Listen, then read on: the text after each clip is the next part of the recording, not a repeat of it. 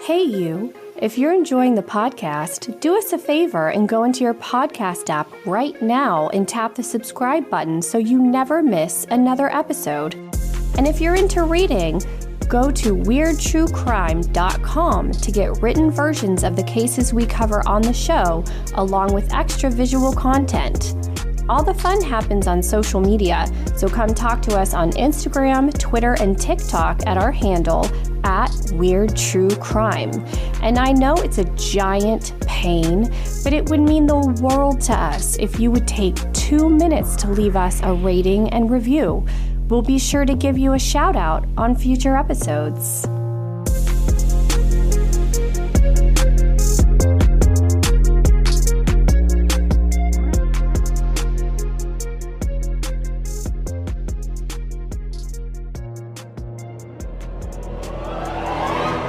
Darkcast Network. The light shines brightest on our indie podcasts. Hey y'all, I'm Gina. And I'm Amber. And welcome back to Weird True Crime.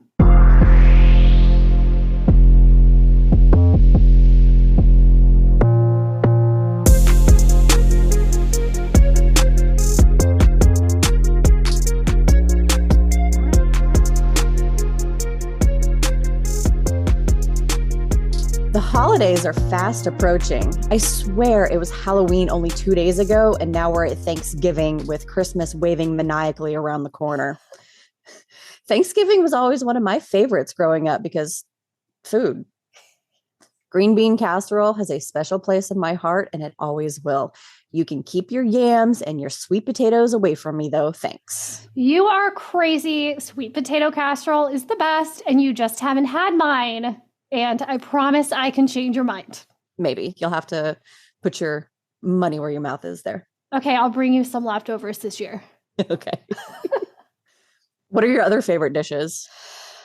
You know, I really do love green bean casserole, but the rest of my family is kind of over it. So I know. So we've moved away from it a little bit. So we just do like fresh green beans, and then my brother's really into Brussels sprouts, so he makes a good Brussels sprout side. And dressing, my mom's dressing, stuffing will always be my favorite. And yes, she has been telling me in recent years that I need to learn how to make it, which is terrifying and way too much responsibility because she doesn't have a recipe.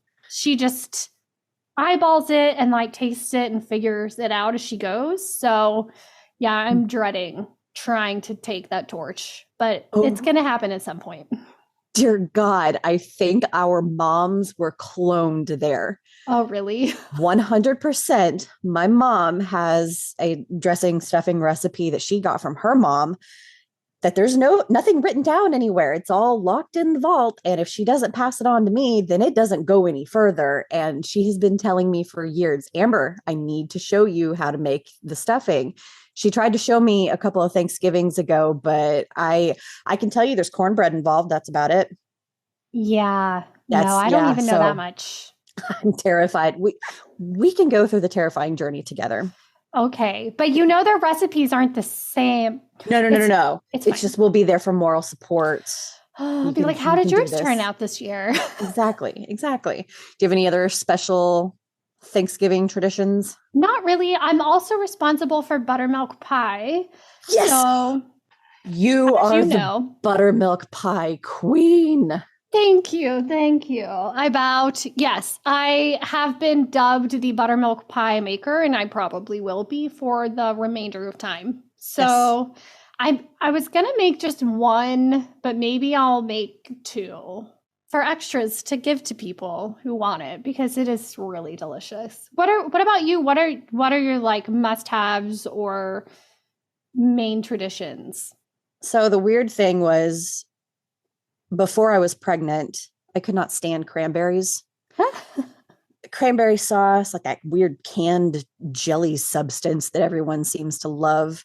Like regular cranberry recipes, I love cranberries. Don't get me wrong. Cranberries are rocking, but eating it for Thanksgiving, I couldn't do it. But since I had Natasha, Give me those cranberries. Really? Yes, I made sure Patrick got some cranberries at the store because I have to have some in my face. What kind do you like? Do you like the jellied kind that you slice, or do you like more of like the cranberry with Give it actual all. pieces of all of it? All of it. I'll eat it all. Wow. Yes. It's so weird how pregnancy changes your taste like that. So much. Like, I used to hate peanut butter and now I love it. Yep. So yeah, pregnancy does weird things to your taste buds. I'm glad Pregnancy's you've come to the weird. dark side on the cranberries though. They're pretty amazing. I'm happy to be here. Well, other than forcing myself into a food-induced coma, the only thing I like to do on Thanksgiving is set up the Christmas tree. Heck yeah. I know a lot of other people may have already had their tree up, or they like to do it like the first day of November or something like that. But I like to make the fat man wait his turn until I'm at least digesting the turkey. 100% the same in this household. This year will be interesting, though. I have a wall of snakes instead of any kind of place for a tree. So I'm going to have to feng shui some stuff in order to get one set up, but we'll figure it out. Yeah, I am looking at the snakes behind you right now and really wondering where you can put that tree. Maybe like a tabletop tree, or is it like... I may have to take like a corner of like my little podcasting area over here and it's going to be tree corner. We'll see. You'll make it work. I believe in you. I'll wizard something. This time of year, it is common for families to travel far and wide to be together for the special days ahead. Lots of laughter and joy can be found. Unfortunately, it's not always joyous. Otherwise, we wouldn't be talking right now. Such is the case that we are going to be going over today. Let's travel over to Jupiter, Florida, a suburb of West Palm Beach, about 55 miles north of Miami, with a population of around 60,000. Located on the ocean side, Jupiter is considered a relatively safe town with beautiful views and warm temperatures. On November 26, 2009, on Thanksgiving Day, Jim and Muriel Sitton, along with their 6-year-old daughter, Makayla, opened up their home to their extended family and hosted Thanksgiving dinner. They had invited around 16 people to come that day, which included Michael and Carol Merhige, Lisa Knight, who was expecting her first child with her husband Patrick, Carla Merhige, Lisa's twin sister, and Muriel's mother, Raymonde Joseph. Just before dinner, the doorbell rang, and standing there was 35-year-old Paul Michael Merhige. Everyone was surprised to see him, as he hadn't really attended family events in the past. It had been about a decade since Jim and Muriel had last seen him, but he was family, so they welcomed him with open arms. Tables were set up both inside and outside. Everyone was chatting, playing games together, and just having a good time. Makayla had written cards about how thankful she was for her family and strung them up on a clothesline. After everyone was stuffed with the usual Thanksgiving fare, the family began one of their yearly traditions, a holiday sing-along. It was especially fun for Makayla, as she had a school performance of the Nutcracker the following day, and the sing-along eventually morphed into an impromptu dress rehearsal for her. She had begged her parents to let her stay awake a little while longer, and they made a deal with her that after singing, it would be time for bed. Finally, around 10 p.m., Muriel tucked Makayla into bed. The rest of the family was in the kitchen, loading up leftovers for everyone to take home with them. Patrick Knight told Paul goodbye, to which Paul responded, "Why don't you stay a little while longer?" It was at this point that Muriel and Jim heard something disturbing: gunshots. One of their family members had opened fire inside of their home. It took seconds for neighbors to start calling 911 to report gunshots and screaming coming from the residence. Upon arrival, authorities discovered a gruesome scene. Some family members were still cowering in bushes for protection, afraid the shooter would return. So who was the shooter? Well, it turns out that the surprise guest, Paul Michael Merhige, had nonchalantly left the gathering right after dinner to retrieve a gun from his car. He returned back to the house while the festivities were winding down and opened fire. He first shot and killed his twin sisters, Carla and Lisa. Then he turned the gun on his brother-in-law, Patrick Knight. The bullet ripped through Patrick's stomach and he ended up surviving, but spent 3 months in the hospital in a medically induced coma. The doctors and nurses attending him were unsure if he would live or not. 52-year-old Clifford Gabarra was also shot, but thankfully the bullet had only grazed him. Paul continued his rampage, turning the gun on his 76-year-old aunt, Raymonde Joseph, shooting her in the shoulder. Her husband attempted to stop the excessive bleeding and crouched next to her on the floor beside her. Paul came closer and shot his aunt one more time, shooting her in the chest before he turned the gun to his uncle and shot twice. Fortunately for his uncle, the gun didn't fire the 2 times he pulled the trigger. When Paul turned away, his uncle heard him mutter, "I've been waiting 20 years to do this." During the chaos, Paul made his way up to Makayla's bedroom where she was sleeping and shot the little girl 3 times before he exited the room. Her mother, Muriel, recalled seeing the shadow of him walking through the second floor of the house and then hearing 3 gunshots while she cowered on the back porch. Muriel could do nothing but scream. Makayla was shot in the back, her hip, and in the head. Later, the family speculated that Paul targeted Makayla due to all the praise and attention she had received during the singing after dinner. She was only a few days away from turning 7. After killing Makayla, Paul fled the home. It was hard because we had been doing all this research and we were seeing different information about what happened that day. And a lot of the articles were saying that Paul went into the bedroom and shot her and then left and then turned around and went back and shot her again. But when I was watching the documentary that actually had Jim and Muriel in it, where they were doing interviews, she talked about what was going on and what happened in that moment, and her recalling that she had escaped through the laundry room and garage to the back porch where other family members were hiding, and that she looked up and saw him upstairs walking into Makayla's room and then heard the gunshots. And there was nothing she could do at that point but just stand there and listen. So who was Paul Merhige? As a teen, he was an honor roll student and a varsity athlete.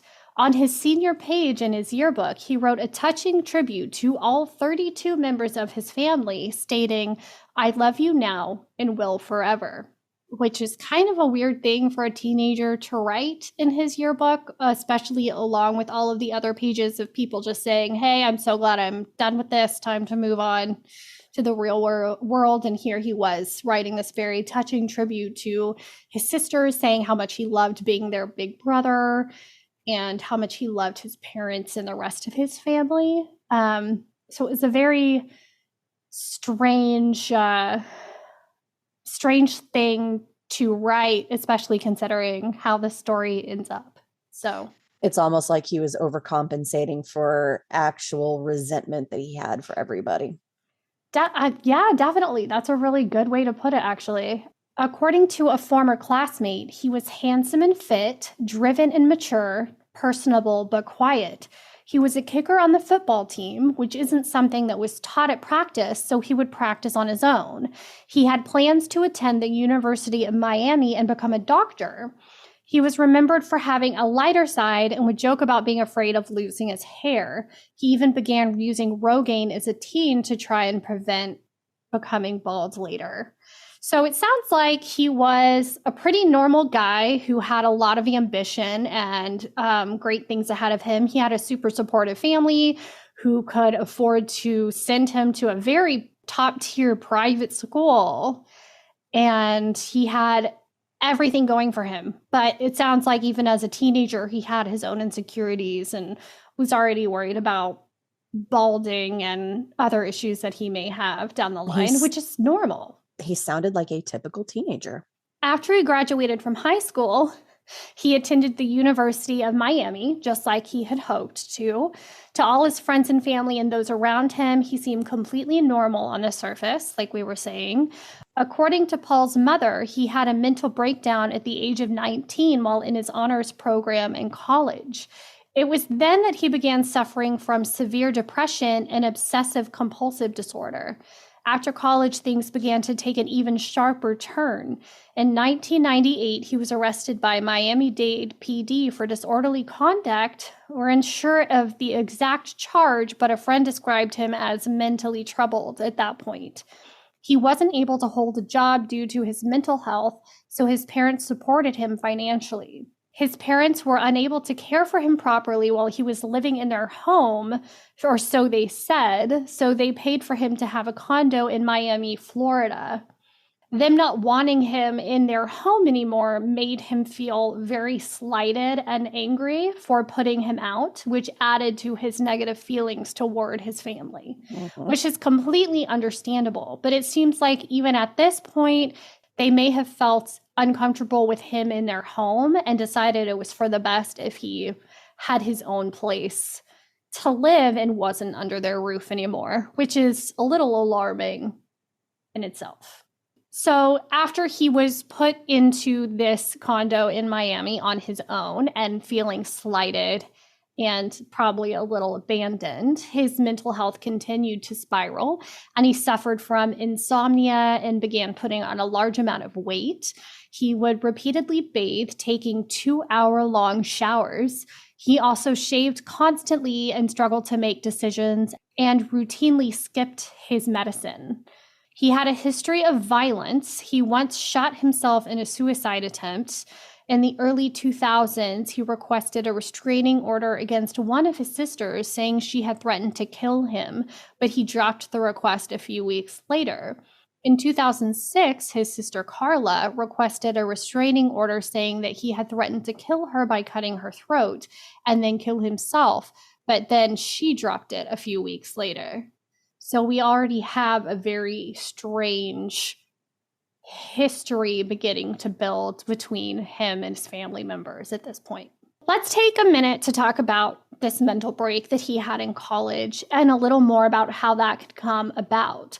According to Kevin Beaver, a professor at Florida State University, mental illness often comes out during the college years. Pre-existing conditions can be triggered by drastic life changes or stressors, and sometimes those different mental disorders can feed into violence. The change in mindset is usually gradual, triggered by a real or perceived slight. His breakdown could have led him to feel inferior to his sisters, jealous of their success, and his inability to achieve his own goals due to his mental distress. Narcissistic personality disorder often leads people to believe they should be better than others, and watching his sisters succeed while he did not was probably a huge challenge for him, which makes a lot of sense given the mental issues that he was going through. He was also resentful of having to live off of his parents and not being able to take care of himself. His OCD, whether it was perceived or real as it had been diagnosed by a doctor, it gives him reason to keep turning to those resentments over and over in his mind. And over time, those feelings turn violent. He begins thinking, what if I kill them? And then this thought crosses his mind often enough that it moves to the forefront, and then the actual planning begins. The when, where, and how. He may not have been sure that he was going to go through with the killings that Thanksgiving, but he knew that he would be ready. Now that you've said all of that, it makes more sense that he went after Makayla. Because that night with the sing-along, she was the center of attention. Everybody was enjoying her performance, fawning over her, and he wanted that. He wanted to be the center of attention. He wanted that love and adoration. And so because she was this light that everyone gravitated to, yeah, he wanted to snuff that out. In the weeks leading up to the shooting, he spent over $2,000 on at least 4 different firearms and ammo in 2 different shops where security footage actually placed him there. At one of the shops, he asked if there was a way to attach a scope to a Remington 700 rifle he was purchasing, because he was going to be going hunting. I used my air quotes pretty hard there. Paul also withdrew $12,000 out of his bank account and retrieved his passport from his mother. He purchased a cover to go over his car as well. Leading up to the dinner, he had asked his parents what their plans were, specifically about the dinner, at Jim and Muriel's, making sure to find out exactly what time and who would be there. 2 days after the shooting, on Saturday, prosecutors issued a warrant for his arrest, accusing him of 4 counts of first-degree murder and 2 counts of attempted first-degree murder for shooting Patrick Knight and Clifford Gabarra, and a bolo was put out for his blue 2007 Toyota Camry. The police offered a $100,000 reward for information on his whereabouts. The family were basically held as hostages in their home by authorities to keep them safe in case Paul came back to hurt more people. Jim and Muriel weren't even allowed to go to the hospital to see their daughter because they were considered evidence of a crime scene.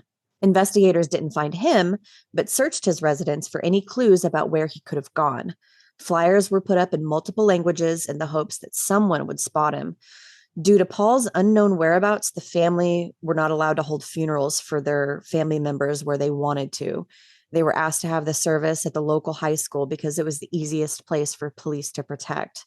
The Sittons were told to put curtains over their windows because Paul had a scope on his gun that would allow him to aim through their windows.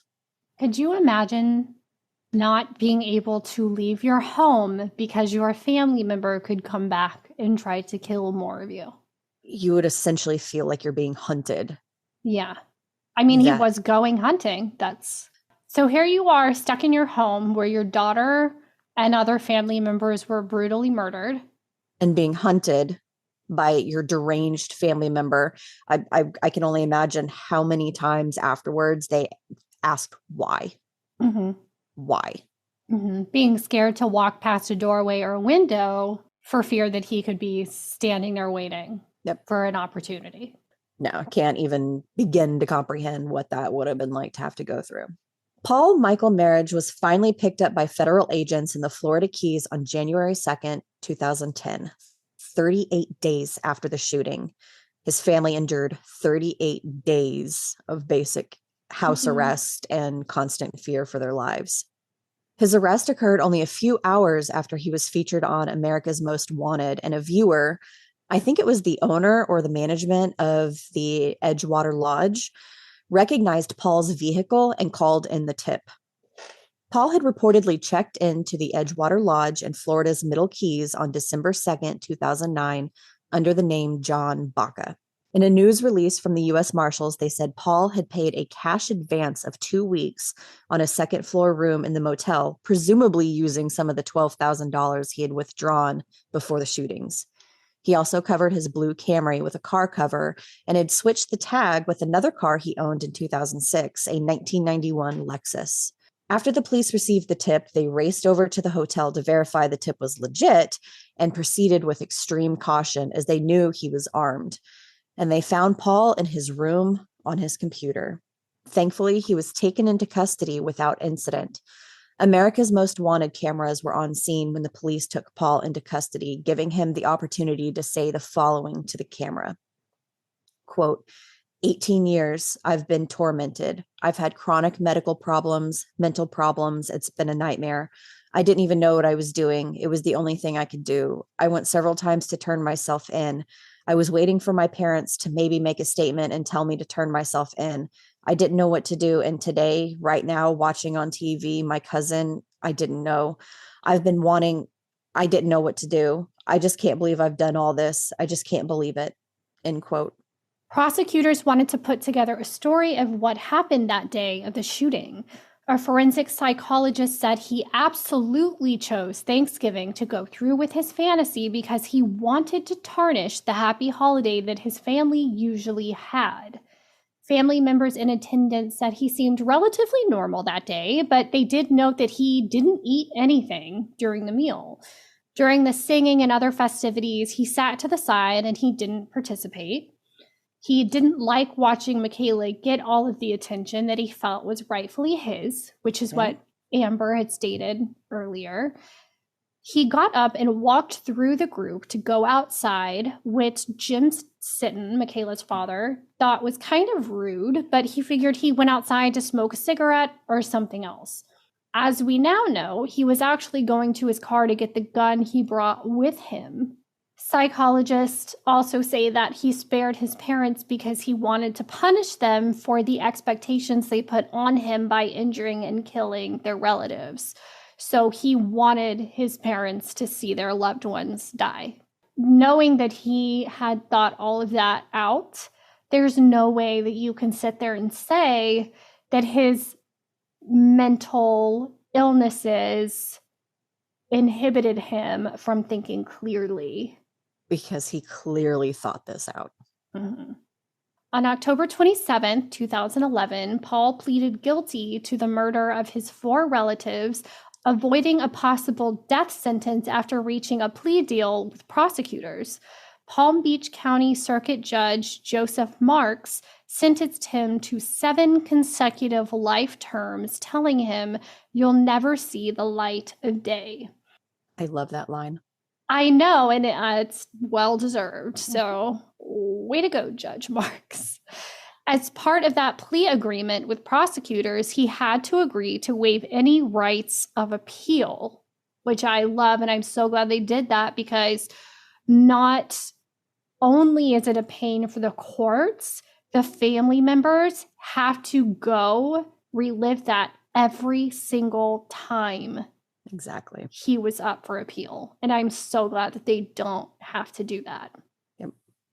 Patrick Knight, Lisa's husband, was happy with the plea agreement, and he was quoted saying he didn't want to endure 20 years of appeals, which is exactly like you just said. What I just said.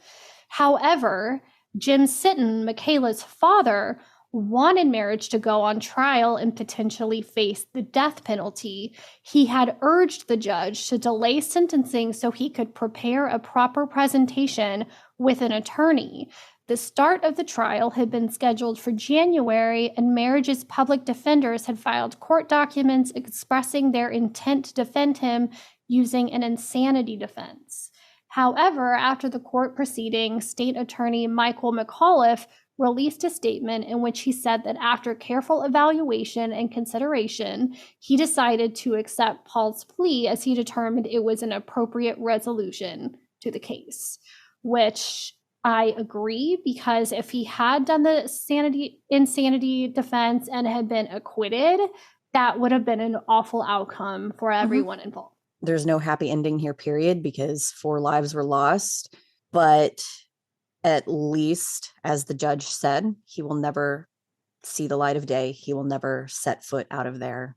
And so the rest of the family can at least live with that security that they're not going to have to deal with his that. Crazy ass coming after them again. Yep. In some way, shape, or form.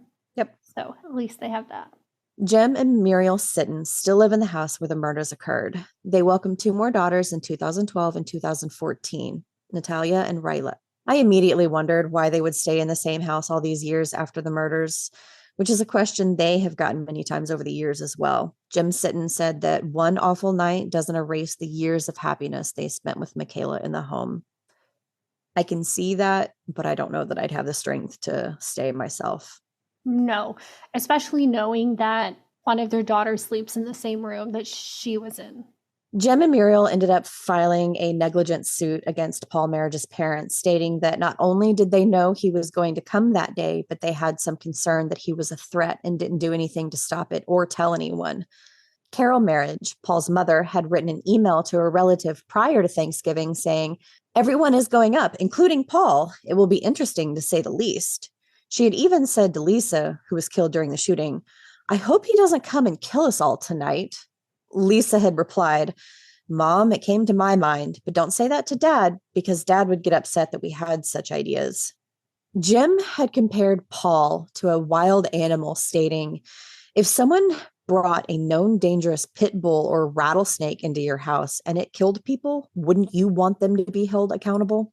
If they knew, if they were having these worries or suspicions, you don't think your kid is going to follow through with anything. So even if they had these thoughts, that's probably him actually going through and committing these murders was the last thing on their mind that they thought that he would do. So it's hard to say that they should be held accountable. Plus, he was a grown-ass man. He made his own decisions on his own. 100%. But I do see where Jim's coming from. If you bring someone or something into your house that you know is a threat and something happens, they were the ones that brought him there. They should pay. So I can see both sides, but it's not really on them. And the judge thought the same thing because the lawsuit was dismissed in March 2012. In a strange turn of events, Michael and Carol Marriage filed their own counter lawsuit against the Sittons, claiming wrongful death and defamation. In a statement released by their attorney, they only filed the counter lawsuit because, quote, Jim Sitton has chosen to make unfair and untrue statements about Michael and Carol Marriage, which has added unnecessarily to their anguish and suffering, end quote.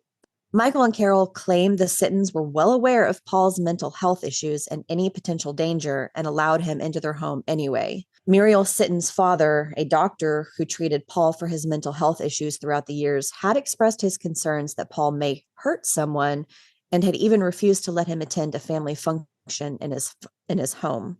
I wasn't able to find what the outcome of the counter lawsuit was. I don't think that it amounted to anything either. No, I don't think it did. Something we discovered while researching was that 8 months after Makayla died, she actually became a published author. One day, Muriel recorded Makayla telling a story she made up called The Bear's Castle. An artist by the name of Tyler Hollis, who had lost her own daughter 4 years before, offered to illustrate the story.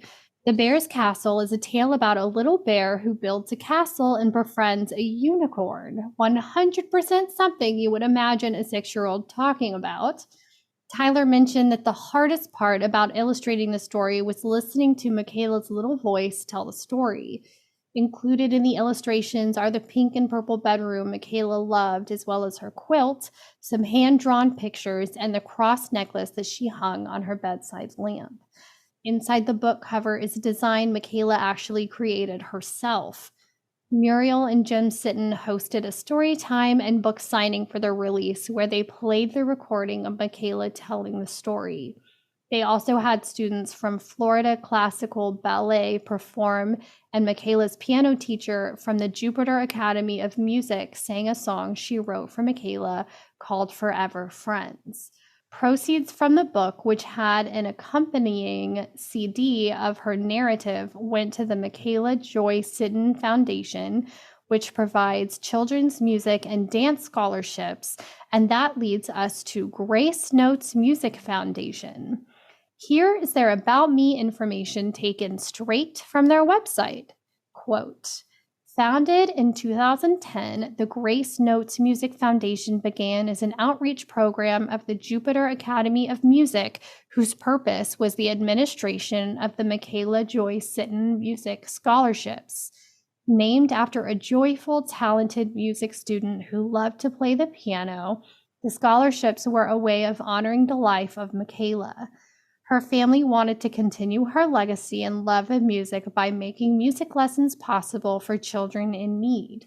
In September of 2011, the Makayla Joy Sitton Music Scholarships were born, and the Grace Notes Music Foundation received its 501c3 designation. The Grace Notes Music Foundation has a bright future and a vision for growth in the years to come, with adding more scholarships and reaching more children in the community. Building on the cornerstone of our organization, the Makayla Joy Sitton Music Scholarships, the foundation continues to fund music scholarships and community outreach programs to children in need. While it's sad something so tragic happened, it's wonderful something so lovely came out of it to help her legacy live on and help spread her joy and passion for music even after her death. I looked up the book on Amazon. It's available. You can buy it on Amazon. And it is just so stinking precious. And I can't imagine what that means to her family to be able to hold on to that and to be able to continue to hear her little voice. When I was reading earlier about all of this, they noted that the Jim and Muriel's two daughters now, they know that Makayla had existed. They knew that they had a sister, but they've kind of shielded them from really what happened. So there's some really precious pictures there was a Facebook group for the scholarship that had a picture of Makayla's gravestone and one of her sisters sitting there. It's so precious.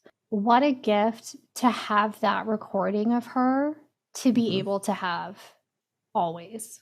Yep. And to play for her sisters so they can know her voice Yep. and who she was. That is so touching, and I'm glad that they got to honor her in that way. Mhm. And that something good came out of it. It always really amazes me when parents go through such tragedy but find a way to use their grief to help others. Because like I said earlier, I don't know how I would have been able to handle it. And for anybody that doesn't know, my daughter, I know that I've mentioned her before. My daughter's name is Makayla, and it's spelled exactly how their daughter's name. So when I'm reading this, it was real hard, really, really hard to see her name repeatedly in this story. I don't know how, like I said earlier, I don't know how they did it, because I don't know what I would do. And the fact that they decided to honor her by giving her siblings and teaching them about her and honoring her legacy in that way just goes to show how strong they are. Yep. So yeah, that's the horrible case of the Jupiter, Florida Thanksgiving murders. And I'm sure it's exactly what you wanted to listen to as you prepare your Thanksgiving feast. So you're welcome for such a downer. But we are called Weird True Crime, and that's why we're here. We do hope that you all have a wonderful holiday, no matter how you choose to celebrate. And until next time, stay safe. Make good choices. Bye. Bye.